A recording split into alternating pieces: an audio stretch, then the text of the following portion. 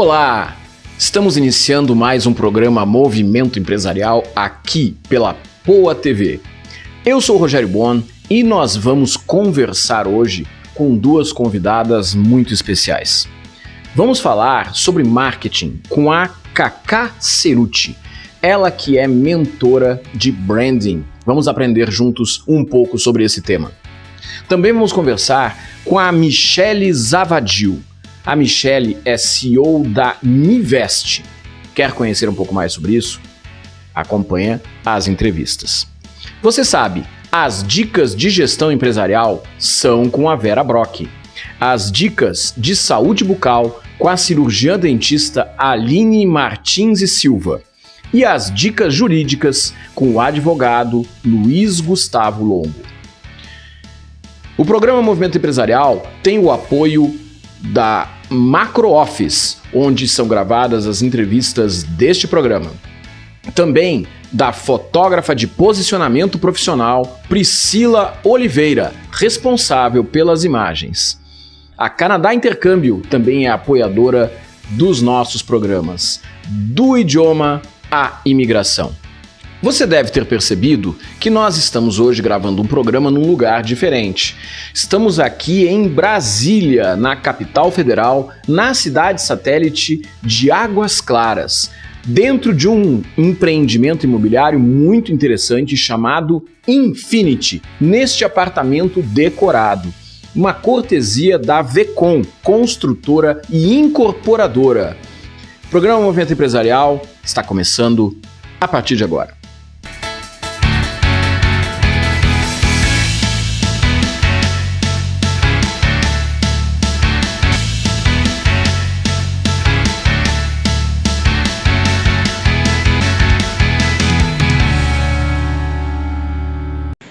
O ano era 2020. Nós todos estávamos entrando em uma jornada que nem nos mais absurdos pesadelos ou nos mais criativos livros de ficção e talvez de terror se poderia pensar. Naquele momento, por iniciativa da Ana Paula, de uma outra parceira, Alessandra, se criou alguma coisa que não se sabia muito bem o que era, mas que era, Cacá, o Movimento Solidário Empresarial. Movimento Solidário Empresarial que começou como um momento para se conversar com empresários de diferentes lugares do mundo que estavam passando por aquele momento junto com todos. Virou um programa no Facebook, no YouTube e hoje estamos aqui.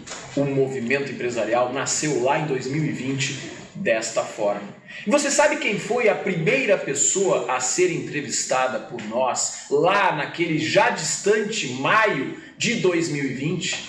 Foi ela, a Cacá Cerutti, que eu tenho a felicidade, a honra de estar novamente conversando hoje aqui. Dessa vez em um momento muito mais favorável para a gente conversar sobre uma pauta positiva, sobre marcas de propósito, sobre branding e sobre também o fato de ela estar assumindo o NUME, o Núcleo de Mulheres Empreendedoras da Associação Comercial de Porto Alegre. Cacá, muito obrigado por estar aqui novamente conosco.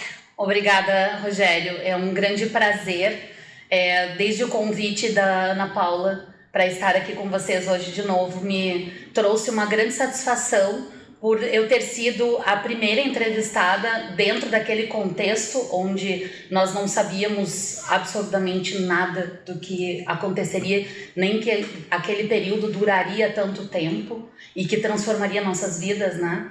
Para hoje estarmos aqui novamente, eu me sinto muito honrada e lisonjeada com o convite. Muito obrigada.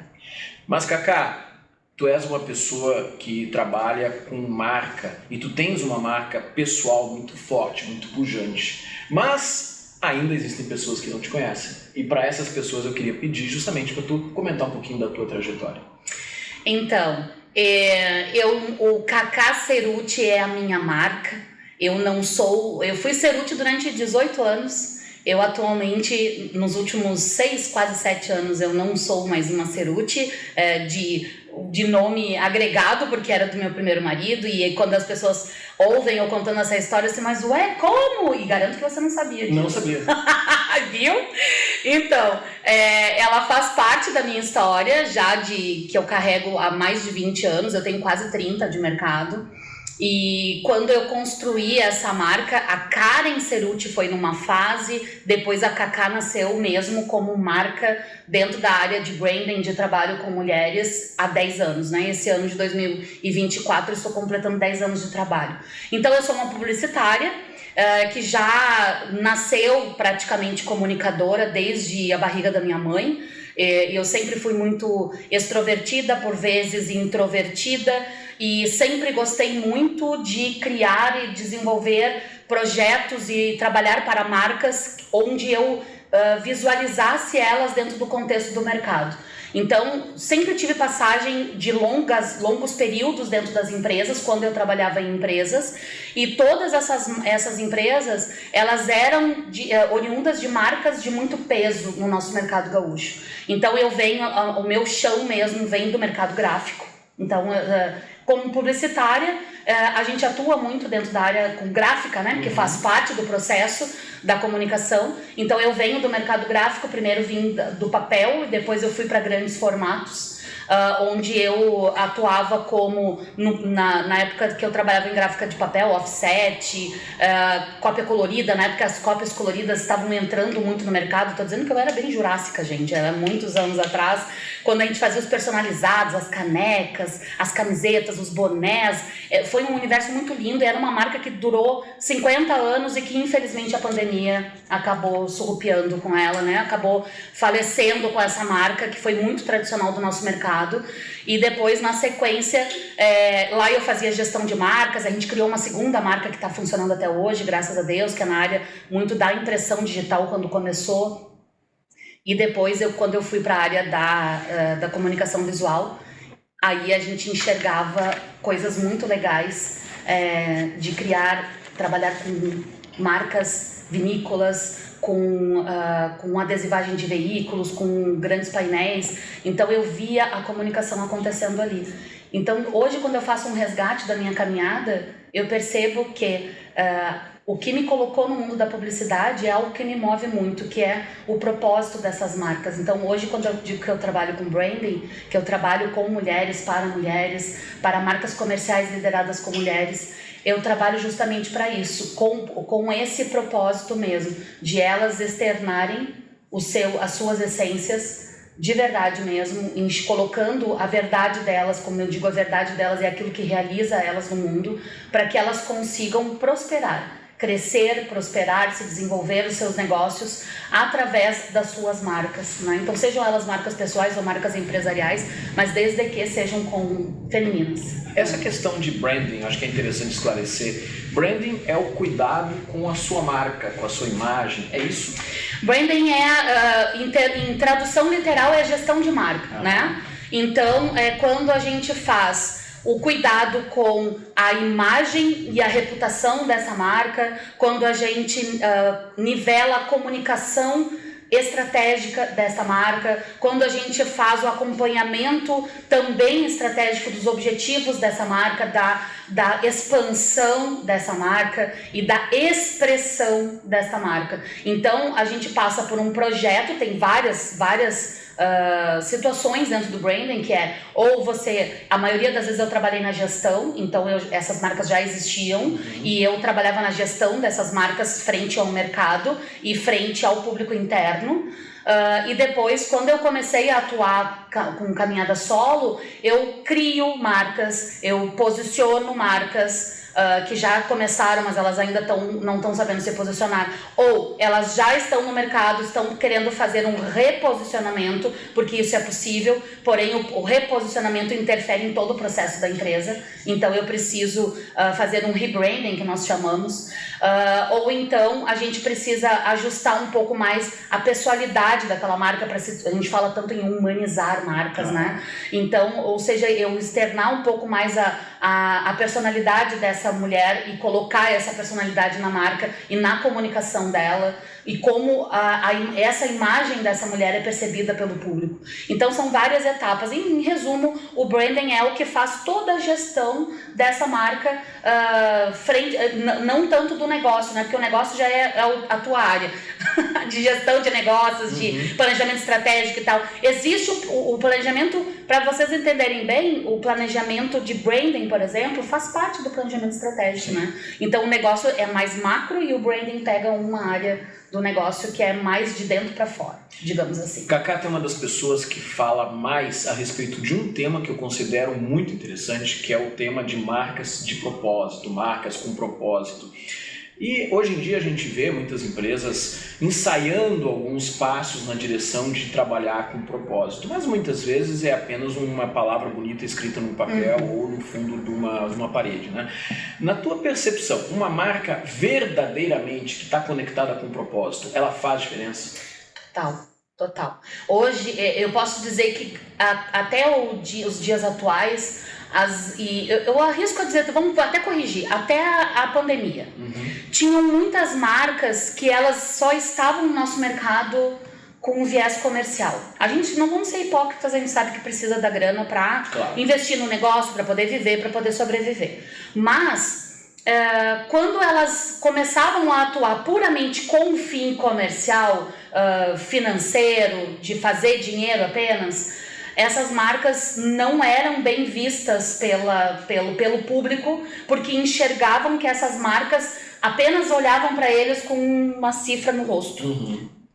A partir do momento que, na época da pandemia, os consumidores tiveram, e consumidores incluindo a nós, a gente passou a ter mais tempo para fazer boas escolhas, veio mais à tona essa nova percepção do mercado de que eu vou ser fiel a uma marca que que gere algum movimento na comunidade onde ela está inserida, ou vamos falar aqui no mundo ou no país onde ela está. Com toda certeza faz toda a diferença, porque elas mostram a que vieram. Então elas têm o fim comercial, mas durante o processo comercial elas conseguem impactar mais a vida das pessoas, elas conseguem gerar mais movimento dentro daquela causa que elas estão defendendo e elas conseguem externar mais a alma daquele negócio de verdade. Todo mundo sempre falava assim, a propaganda é a alma do negócio. Nem tudo, né?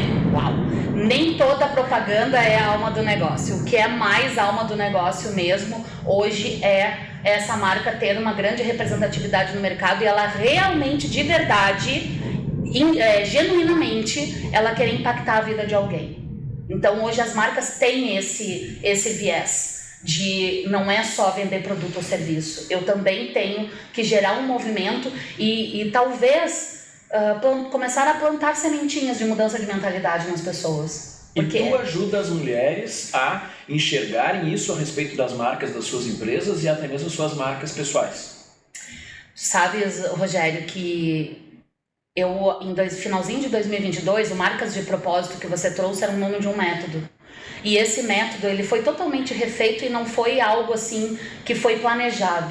Simplesmente foi pela percepção que eu vinha tendo do mercado e sentindo dentro dos grupos femininos que eu circulo, na própria associação comercial, porque quando esse meu novo método nasceu, eu já estava lá. Então foi mudando e circulando pelos ambientes que eu já circulava. E começando a circular em outras bolhas, como eu chamo, eu comecei a enxergar que estavam tendo algumas dores que eram muito comuns a todas as mulheres. Elas começaram a perceber que elas estavam com dificuldade de venda, de posicionamento, de aumentar o seu faturamento ou de ter reconhecimento, porque é isso que muitas delas buscam. Elas vão para o mercado e, inclusive você é uma baita de uma marca pessoal, né? Como professor, como administrador, né? Então eu sempre te conheci através da Ana Paula, mas eu sempre te vi como uma pessoa muito justa, muito inteligente, muito bem posicionada, tanto que você deu um salto na sua carreira nos últimos anos, desde que eu te conheço. E eu percebo que o reconhecimento é algo que a gente busca, mas nem sempre a gente consegue chegar naquele reconhecimento que faz o nosso coração vibrar justamente por conta do movimento ou do impacto que a gente gera na vida das pessoas. E aí eu comecei a perceber que estava acontecendo um padrão. Essas mulheres que chegavam até mim vinham com a mesma dor, mas elas também partiam da mesma dor, que elas estavam emaranhadas nos traumas e nas travas das suas vidas, e aí vida cotidiana ou vidas muitas situações com passado e tal, e que aquilo ali é que estava impedindo ela de seguir em frente. Então, nasceu do Marcas de Propósito, nasceu o Método Alma, que hoje é um acrônimo da palavra alma, que parte do autoconhecimento. E foi onde eu consegui, agora, este ano, incluindo o conhecimento sistêmico. Eu estou em formação para ser consteladora também. Ah, que legal. Para ter a visão da constelação, tanto familiar quanto organizacional, para ajudar essa mulher a ela se libertar daquilo que talvez esteja prejudicando o trabalho dela hoje, ou as relações dela, ou a própria visão, a autoimagem que ela tem dela mesma, para que aí sim ela consiga seguir no trabalho, no propósito dessa marca, desse negócio, e vai conseguir fazer um trabalho coeso, que vá trazer realização e satisfação para ela. Então isso muito é de percepção. Então eu fui observando algumas conversas, algumas falas, eu sempre fui muito observadora nesse sentido. Então eu enxerguei, ok, então tá na hora de a gente embutir mais uma parte, mais um conteúdo bem importante dentro dessa linha do autoconhecimento, porque marca nenhuma, Rogério, nem se você fosse dono de uma mega empresa, ou de uma multinacional, ou se você sendo dono da sua marca pessoal. Se você tem restrições contra você mesmo, se você tem bloqueios que impedem você de seguir adiante, seu negócio não vai prosperar. Cacá, a gente está chegando ao final do nosso tempo, mas eu quero registrar que no dia 30 de abril, a Cacá Cerutti assumiu a coordenação do NUME, que é o Núcleo de Mulheres Empreendedoras da Associação Comercial de Porto Alegre. Então, parabéns. Também quero registrar que a nossa companheira de bancada, Ana Paula Rodrigues Bon, assumiu a coordenação do Núcleo de Micro e Pequenas Empresas lá na CPA também. Então, parabéns para ti, parabéns para Ana Paula. E eu quero deixar espaço para tu deixar uma mensagem para as pessoas que estão nos assistindo. Então, pessoal, o que eu quero deixar de uma grande mensagem para vocês aqui é que cada vez mais vocês, as mulheres principalmente, né? Porque é um público que eu trabalho já há bastante tempo, não é um público que foi praticamente planejado, ele veio até mim, e então é por isso que eu me dedico tanto a vocês, a essas mulheres maravilhosas. Mas o que eu peço para vocês é, por favor, não saiam um pouco daquele espaço de autojulgamento e de autocrítica quando vocês estão enxergando alguma dificuldade no negócio de vocês. A primeira coisa que vocês devem fazer é, se possível, procurem ajuda de conversar com alguém, de trocar uma ideia, de receber um feedback. E também procurar uma ajuda mais especializada, que eu tenho certeza que vocês vão conseguir superar essa fase, que muitas vezes a nossa vida é feita de fases, mas vocês vão conseguir superar esses momentos tão adversos e vocês vão conseguir sim seguir em frente. O importante é a gente não parar e não desistir. Essa é a minha mensagem para vocês. Cacá Cerutti, muito obrigado por esse bate-papo. Eu que agradeço. Um abraço para todos. Para você que está aí com a gente, fica aí, daqui a pouquinho tem mais Movimento Empresarial.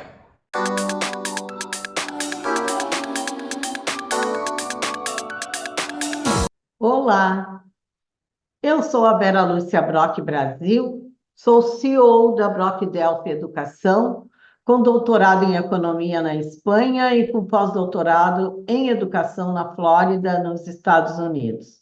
Eu sou graduada em Administração pela PUC-RS.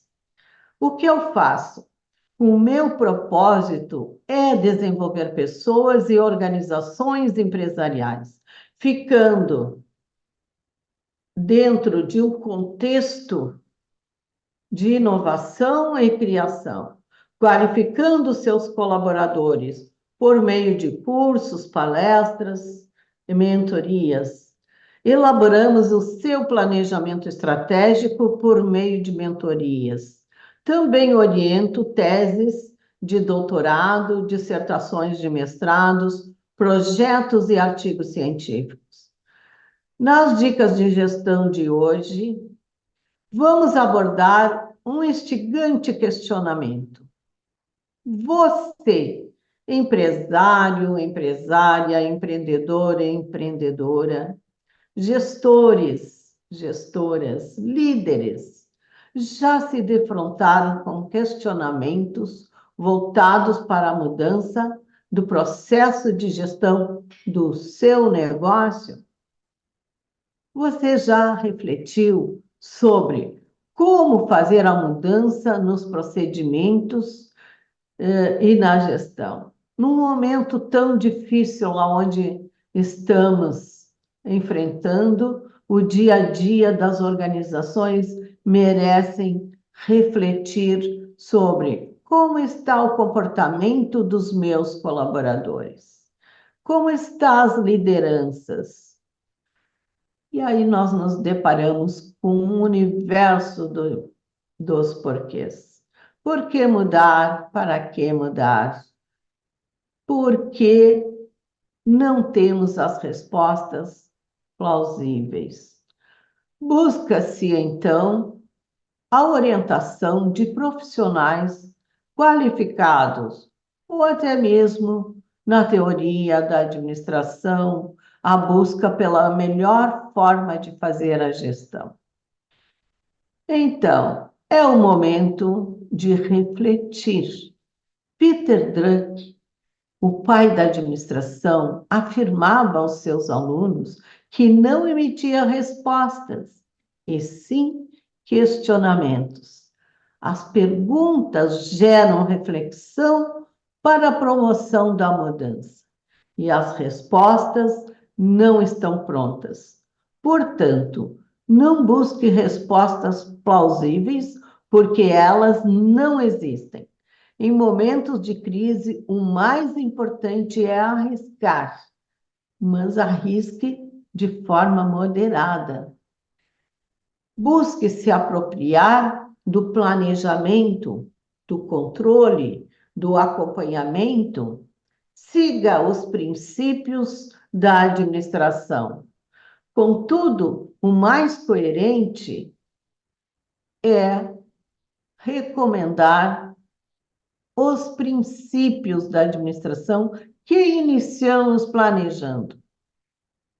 E este é o momento de organizar, de coordenar, de comandar e fazer o acompanhamento. Não se pode deixar tudo para o controle do amanhã. Tem que ser hoje e agora. Então, a maior dica para você que é líder, que está neste momento difícil, aliado com a sua equipe. Em momentos de adversidade, é bom recomendar o que existe de mais simples, a simplicidade para se chegar ao mais complexo. Então, inicie planejando e organizando, porque é o momento da transformação. Há algum tempo, gerações com menos de 4 décadas resolveram buscar esses questionamentos consultando o Google, recém-criado. Hoje, com os avanços da tecnologia, primeira recomendação é ouvir a inteligência dos colaboradores, para depois buscar os avanços da inteligência artificial. Então, 4 décadas, vamos dizer assim, passadas, o Google deixou de ser a novidade. A grande novidade de se questionar e buscar respostas está no ChatGPT. Mas observe que se você não formular a pergunta certa, ou seja, fazer a pergunta mais clara, a exemplo da inteligência artificial, não lhe dará a resposta que espera. Então, pergunte de forma adequada, de forma correta. Aprenda a fazer as perguntas certas aos seus liderados. Boas ideias, frente a frente. olho no olho, podem conduzir a resultados incríveis. Eu vejo que os empresários, empresárias, empreendedores, muitas vezes estão confusos, indecisos ou até mesmo insatisfeitos. Eles conhecem o seu produto, mas estão longe de conhecer a gestão e não sabem fazer as perguntas certas. Então, como usar o procedimento adequado? Como identificar as atividades fins e meio do seu negócio? Isto é simplista, sim.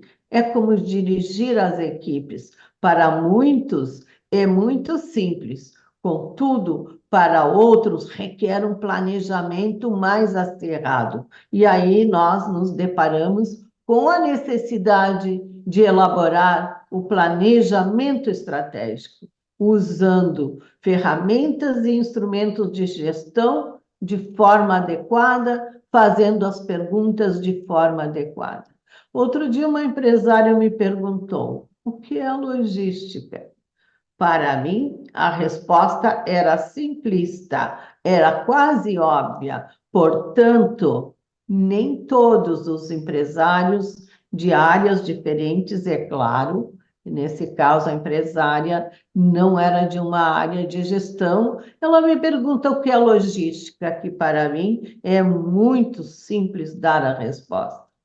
E como profissionalizar as equipes de trabalho? Uma outra questão que frequentemente o gestor se vê diante destes questionamentos. Quando observo essas inquietudes dos gestores e gestoras, tenho uma vontade imensa de ajudá-los de imediato a buscar soluções adequadas para acelerar os seus negócios. Após a reunião com seu time, após ouvi-los e se achar pertinente, contrate um bom profissional para ajudar a melhorar a gestão, utilizando a metodologia certa, para que passe a ser uma decisão inteligente, não só do gestor, mas também de toda a equipe de trabalho. Mas como eu posso ajudar de fato os empresários, os empreendedores? Observe também que muita gente boa, que não sabe fazer a gestão do seu negócio, tem ideias fantásticas do seu produto, mas completamente despreparados para investir no processo de gestão empresarial. Querem inovar e fazer a gestão sozinhos? Isto não será possível. Para ser um empresário de sucesso, é necessário, em primeiro lugar, ser um hábil perguntador. Pergunte sempre. Pode até chegar ao patamar de questionar a você mesmo, sem medo do enfrentamento da problemática do sistema de gestão. Vamos buscar a mudança, modificar a realidade em que está inserido. Isto vai fazer a grande diferença na mudança. Você começará a preparar o campo das atividades promissoras do seu negócio. Você tem um DNA para o empreendedorismo, 24 horas por dia, todos os dias da semana, de forma incansável, que traz resultados para a economia, que gera lucro, que traz desenvolvimento, que acelera o seu negócio, que é competitivo. Continue a usar o seu feeling, a sua intuição, mas não esqueça, faça perguntas certas, perguntas corretas e busque acelerar o seu negócio e otimizar a sua gestão. Então, vem comigo para a próxima terça-feira no Movimento Empresarial, que teremos outras dicas de gestão. Até lá!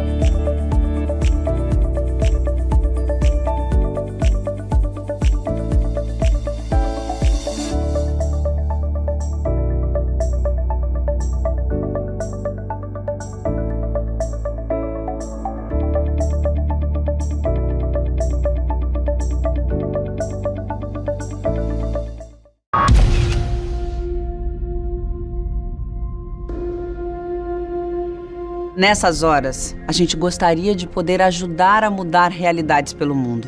E a gente pode ajudar, com um gesto simples. Muito simples. Quanto mais gente doar, mais pessoas podemos ajudar. Nos lugares mais remotos, nas crises mais agudas, juntos nós podemos ajudar a salvar vidas. Doar para Médicos Sem Fronteiras é levar cuidados a quem mais precisa.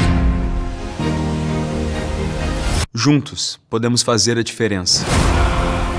A nossa doação não tem fronteiras. Junte-se a nós. Faça sua doação para Médicos Sem Fronteiras. doe.msf.org.br.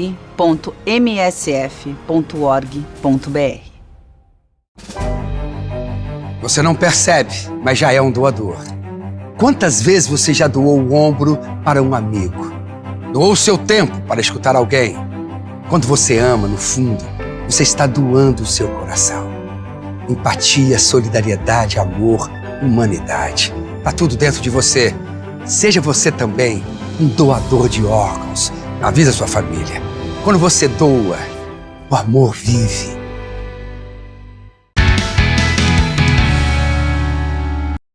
Estamos aqui conversando com a Michele Zavadil, que é a CEO da Mivest. Já esteve aqui conosco no programa em outras oportunidades. Michele, muito obrigado por estar de volta aqui conosco. Eu que agradeço o convite, um prazer sempre estar aqui com vocês.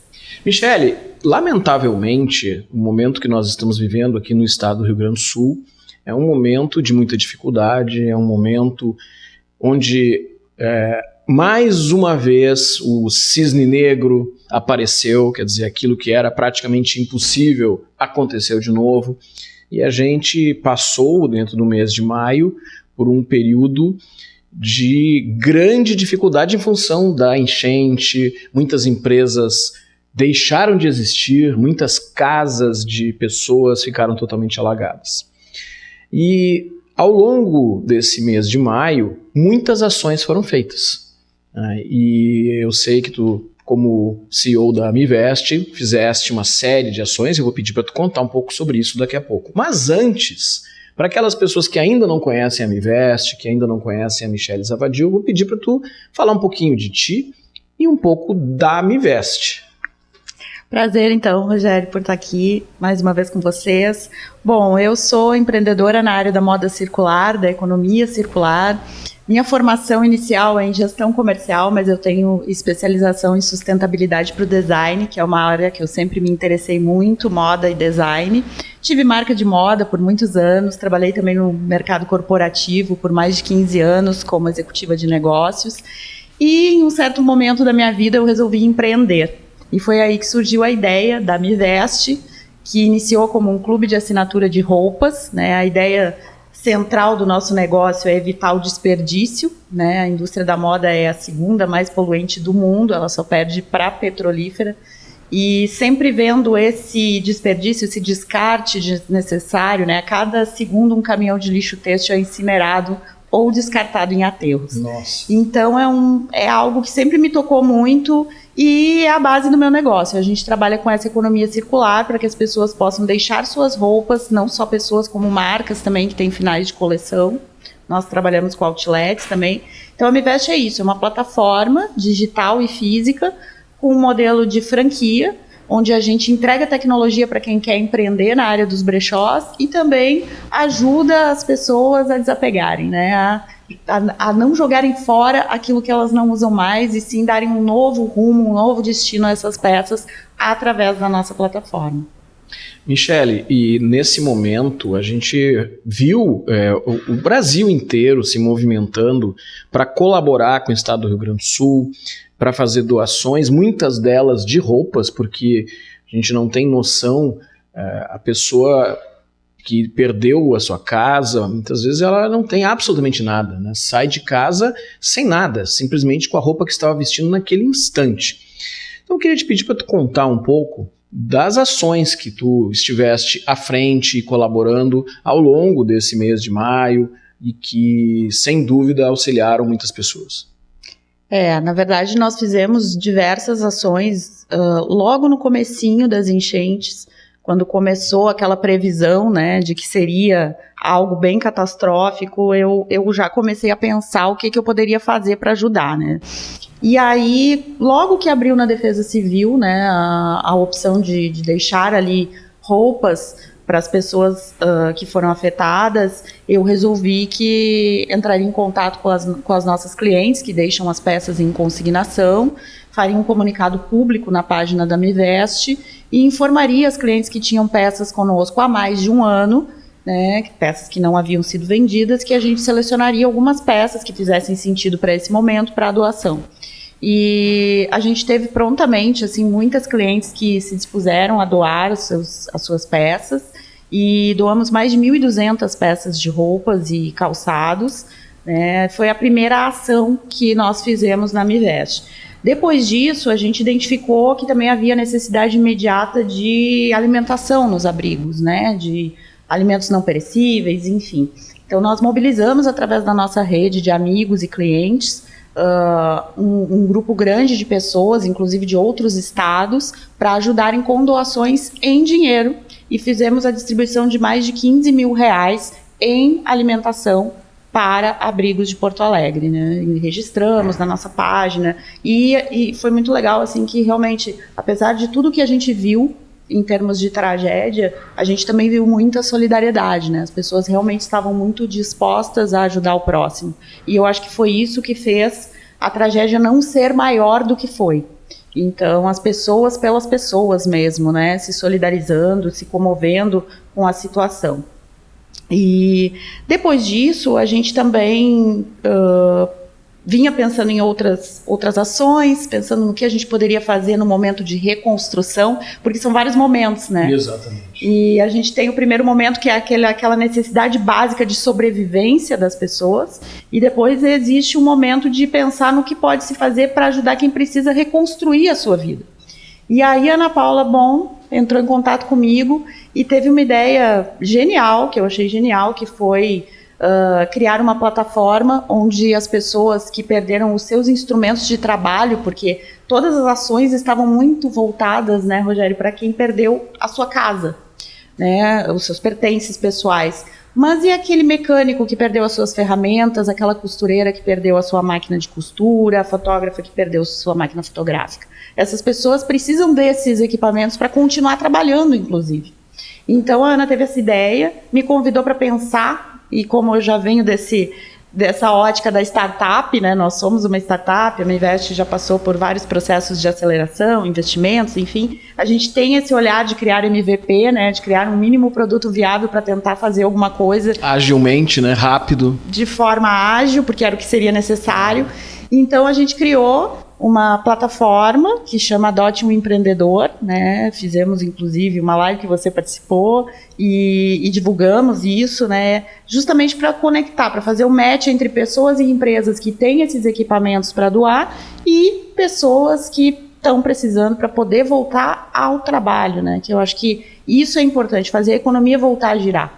Enquanto a gente não tem uma economia que está girando, essa situação se estende por mais e mais tempo. Então, tudo que a gente possa fazer nesse momento para que a nossa economia volte a girar, a gente tem que olhar por esse ângulo. Michele, como é que tu tem percebido a receptividade das pessoas em ajudar, de empresários, de alguma forma, a doar para colaborar com as pessoas? Eu acho que tem muitas empresas que estão, sim, fazendo ações, né? A gente vê na mídia, enfim.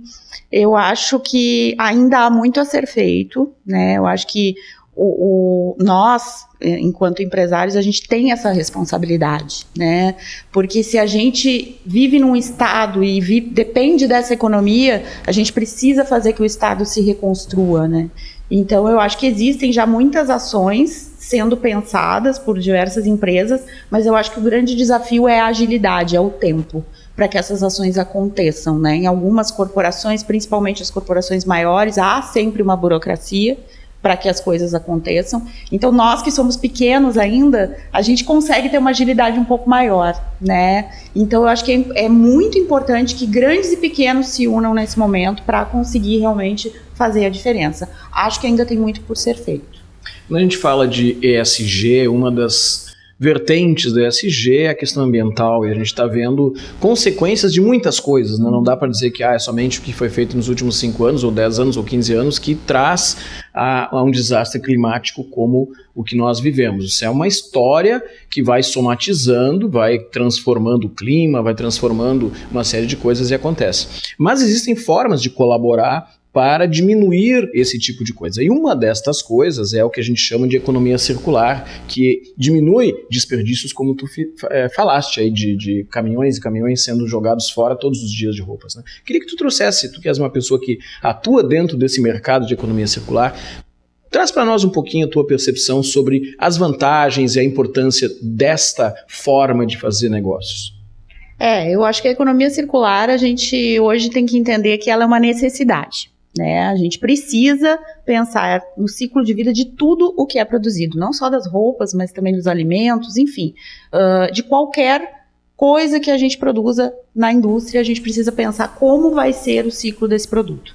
Né? E o que eu vejo hoje ainda, né, é que a gente, durante muitos anos, as empresas, indústrias e as pessoas também negligenciaram isso.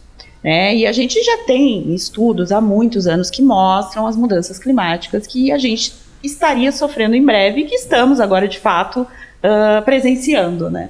Então eu acho que o principal que a gente precisa olhar, né, é o que eu como empresário, eu como pessoa física posso fazer no meu lugar, né, no meu lugar de fala, no meu lugar de enquanto empresa, para contribuir para evitar esse desperdício, né? Então, se eu produzo moda, se eu tenho uma confecção, eu tenho que pensar em coleções que possam ser reaproveitadas, customizadas, eu tenho que pensar em formas e como esse descarte vai ser feito, que tipo de produto, que tipo de tecido eu vou utilizar, se vai ser biodegradável, né, para que tenha um outro destino. Então, assim, a gente precisa pensar hoje no ciclo de vida do que é produzido. Por outro lado, a gente também precisa pensar em formas de não descartar desnecessariamente as coisas, né? E aí a gente fala de tudo, né? As pessoas descartam. O Brasil é um dos países onde há o maior desperdício de comida. Né? Então, o Brasil é um dos grandes produtores e um dos grandes desperdiçadores. Exatamente. Então, se a gente parar para olhar tudo isso, enquanto tem pessoas passando fome, tem pessoas jogando comida fora, né? Então eu acho que é esse olhar dos negócios, seja um restaurante, seja uma empresa, seja uma empresa de moda, enfim, não importa. É esse olhar que a gente precisa ter, porque daqui para frente, a tragédia que aconteceu aqui no Rio Grande do Sul, na verdade, foi uma junção de fatores. A mudança climática, né? A falta de prevenção de algo que já vinha há muitos anos se desenhando.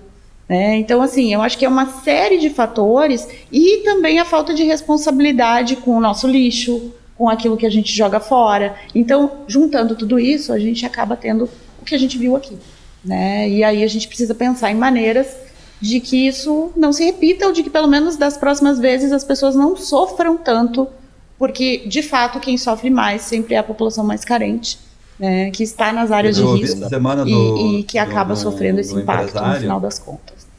Quando a gente está falando de uma empresa como a Uminvest, que tem uma forte vertente de responsabilidade social, responsabilidade ambiental, esse tipo de iniciativa, uma franquia como essa sendo espalhada pelo Brasil, isso contribui para ser um exemplo a ser seguido por outras empresas, porque é interessante na Uminvest a gente vê a questão de ser uma startup, que tem uma conotação de inovação, de agilidade, e ao mesmo tempo a questão da responsabilidade social e ambiental. Tu acha que esse tipo de iniciativa ela inspira outras empresas a seguirem esse rumo?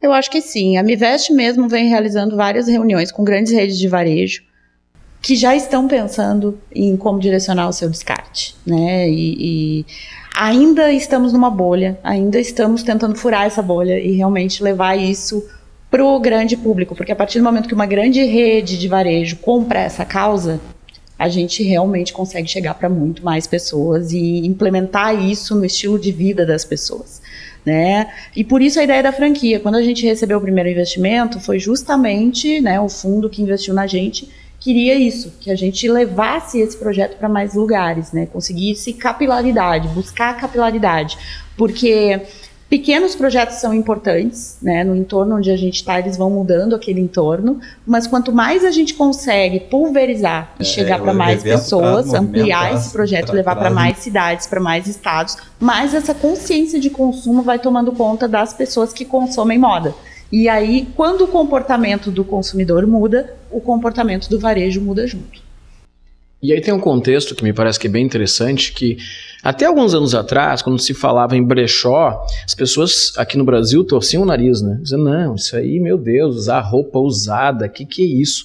Sendo que já há muitos e muitos anos, há décadas, isso é a coisa mais comum na Europa, nos Estados Unidos, no Canadá, no Japão. Tu acha que o consumidor brasileiro está mudando o comportamento com relação à utilização de brechós como uma forma razoavelmente efetiva de renovar o seu guarda-roupa? Eu acho que sim. Eu acho que por várias razões, né? Inicialmente as pessoas vêm pela economia, né? Porque hoje a gente já tem os brechós premium, né? Os brechós de luxo, os brechós de grandes marcas. E esses brechós, eles trazem produtos muito diferenciados e que muitas vezes custam muito caro para se comprar novos naquela marca. Então as pessoas veem a oportunidade com o brechó de fazer essa compra, de ter acesso a essas peças. Por outro lado, tem as novas gerações, né, que já estão super conectadas com a sustentabilidade, e essas sim têm olhado já pelo lado da causa que nós representamos, né, de realmente pensar num planeta, pensar no futuro melhor. Agregado à questão climática que a gente vem vendo, né, e todos os problemas que vêm acontecendo, a gente consegue perceber que as pessoas agora tendem a ficar mais voltadas para esse olhar sustentável, né? Vou consumir de marcas que têm uma proposta sustentável. A gente está chegando ao final aí do nosso tempo de entrevista. Eu quero pedir, Michele, para tu deixar uma mensagem aí para todos os porto-alegrenses, todos os gaúchos e brasileiros que estão nos assistindo nesse momento aqui no nosso programa. Eu costumo deixar uma mensagem, que foi até uma mensagem que eu escrevi no livro, do qual eu fui coautora, sobre empreendedorismo feminino, que eu gosto muito, e que eu acho que esse é o momento para a gente se pensar nela. O homem que planta uma semente e senta embaixo dessa árvore sem vê-la crescer, né? Ele às vezes não vai ver essa árvore crescer, mas ele plantou a semente e ele vai deixar essa semente para que outras gerações possam usufruir dessa sombra, dessa árvore. Eu acho que nesse momento é o que a gente precisa pensar, né? Plantar uma semente para que as próximas gerações tenham um futuro melhor. Obrigado, Michele. Eu que agradeço.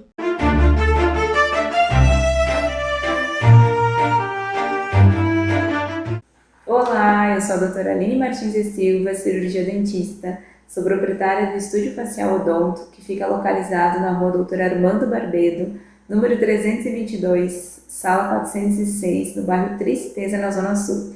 Hoje eu venho conversar sobre um resultado de uma pesquisa que está movimentando aí as redes sociais. Muitos pacientes me perguntaram se era verdade, se era mentira, e hoje eu venho trazer essa novidade para vocês. Cientistas japoneses conseguiram criar uma medicação, fabricar uma medicação que faz crescer dentes. É isso mesmo, já existe essa medicação, a pesquisa já foi testada em animais, em ratos e em furões, porque furões e ratos eles têm uma dentição semelhante aos seres humanos. Então já foi testado em animais e tiveram um sucesso, conseguiram fazer nascer dentes nesses animais, e agora em 2024 eles estão na fase de testar em humanos. Então, eles estão no processo, né, de entender ainda mais essa medicação, principalmente dos efeitos colaterais que essa medicação possa vir a causar em seres humanos. Em animais não teve nenhum tipo de resposta negativa. Então, tudo indica que, ao testar em seres humanos, essa pesquisa vai sim ter um resultado positivo. É interessante entender que o objetivo dessa pesquisa foi em começar a ajudar pessoas que nasceram sem dentes. Para aí que eu vou te explicar. Existe uma situação na odontologia que a gente chama de agenesia, que é quando, no decorrer do desenvolvimento da criança, os dentes de leite, eles não nascem, eles não crescem. E como consequência, os dentes permanentes também não nascem. Então, o que acontece? A partir do momento que não nasce nenhum dente na criança, a gente chama de agenesia. Claro que precisam de radiografias, exames complementares, né? Cada criança tem o seu tempo de desenvolvimento, que começa ali por volta, algumas crianças um pouco antes de 1 ano, outras com 1 ano. Então é de extrema importância os responsáveis de crianças sempre levarem no dentista para verificar como que está essa evolução, como é que está essa dentição. Mesmo sendo dentição de leite, existe sim um período para os dentes nascerem. Eu achei de extrema importância essa pesquisa porque ela vai ajudar principalmente pessoas que nasceram sem nenhum dente. Então, os testes em seres humanos vão começar em pessoas que não têm pelo menos 1, 2 ou 3 dentes, mas esses dentes não formaram. No segundo momento, os pesquisadores eles querem testar essa medicação em pessoas que perderam os dentes devido a cárie, doença na gengiva, trauma. Então, primeira fase é ajudar pessoas que não tiveram o desenvolvimento dos seus dentes. E na sequência, pessoas que perderam os seus dentes, que tiveram que os dentes serem extraídos. O planejamento é que essa medicação ela esteja inserida no mercado. Então, em torno aí de uns 2, 3 anos, eles querem já estar com as pesquisas finalizadas para assim poder comercializar. Eu achei incrível, a ciência está aí para nos ajudar e vai ser um grande passo para a odontologia. Eu estou ansiosa para ver as próximas fases dessa pesquisa. Eu fico por aqui, até semana que vem para mais um Dica de Saúde Bucal para o movimento empresarial.